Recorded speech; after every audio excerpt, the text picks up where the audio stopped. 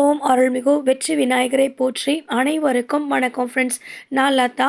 இன்னைக்கு கார்த்திகை தீபத்துக்கு நாம் விளக்குகள் எல்லார் வீட்லேயுமே வாங்கிறது வழக்கம்.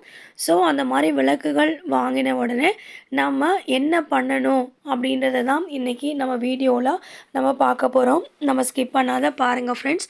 பார்க்கும்போது ஒரு லைக் கொடுத்துருங்க, ஒரு ஷேர்ஸ் பண்ணிவிடுங்க. அதே மாதிரி கமெண்ட் பாக்ஸில் நீங்கள் உங்கள் வீட்டில் எப்படி இந்த மாதிரி தான் விளக்கு வாங்கின உடனே பண்ணுவீங்களா, நீங்கள் என்ன பண்ணுறீங்கன்றதும் எனக்கு நீங்கள் கமெண்ட் எழுதி அனுப்புங்க ஃப்ரெண்ட்ஸ். ஸோ இப்போ நான் விளக்கு எங்கள் வீட்டில் ஏற்கனவே நாங்கள் வருஷம் விளக்கு வாங்குவோம். ஸோ எங்கள் வீட்டில் வாங்கின விளக்கு அப்படியே நிறைய இருக்குது. அது கூட எப்போவுமே நாங்கள் புது விளக்கு வாங்கணும்னு சொல்லுவாங்க. ஸோ அதனால் நான் இந்த வாட்டி ஒற்றைப்படையில் வாங்கினா நல்லதுன்னு சொன்னாங்க. நான் ஒரு 11 விளக்கு நான் வாங்கியிருந்தேன்.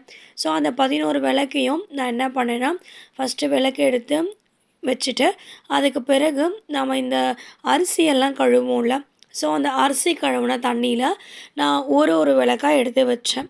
ஸோ அந்த ஒரு விளக்காக எடுத்து வைக்கும்போது நீங்கள் கவனமாக பாருங்கள்.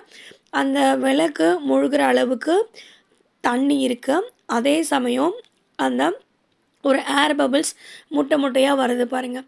ஸோ நம்ம இந்த மாதிரி தான் நம்ம எப்போவுமே முதல்ல நம்ம விளக்கு வாங்கின உடனே கார்த்திகை தீபத்துக்கும் இந்த மாதிரி அரிசி கழுவி அந்த தண்ணி வருது இல்லையா, அந்த தண்ணியில் இந்த விளக்குகள் எல்லாத்தையுமே ஒரு நாள் முழுக்க நீங்கள் அப்படியே வச்சிடுங்க.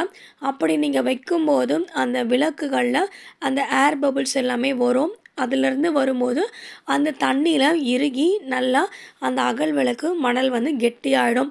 அதனால் நமக்கு எந்த விதமான எண்ணெய் ஊற்றி நம்ம விளக்கு ஏற்றும் போது நிச்சயமாக நம்மளுக்கு எண்ணெய் அந்த விளக்குக்கு அடியில் நமக்கு வரவே வராது ஃப்ரெண்ட்ஸ்.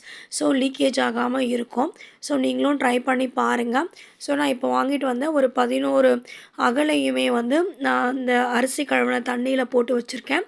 ஸோ இதை நான் ஒரு நாள் முழுக்க நான் ஊற வச்சு, அதுக்கு பிறகு அது நல்லா அந்த ஏர் பபிள்ஸு எதுவுமே இல்லாமல் தண்ணி நல்லா கெட்டியாகி அந்த செட் ஆயிடுச்சுன்னா, அதுக்கு அடுத்த நாள் நான் எடுத்து என்ன பண்ணுன்றதை நான் நாளைக்கு சொல்கிறேன் அடுத்த வீடியோவில். ஸோ நீங்களும் இதே மாதிரி பண்ணுங்கள். உங்கள் வீட்டில் நீங்கள் அகல் விளக்கு இந்த மாதிரி நீங்கள் பண்ணிங்கன்னா நிச்சயமாக உங்களுக்கு லீக்கேஜ் ஆகவே ஆகாது. Thank you friends. பாய்.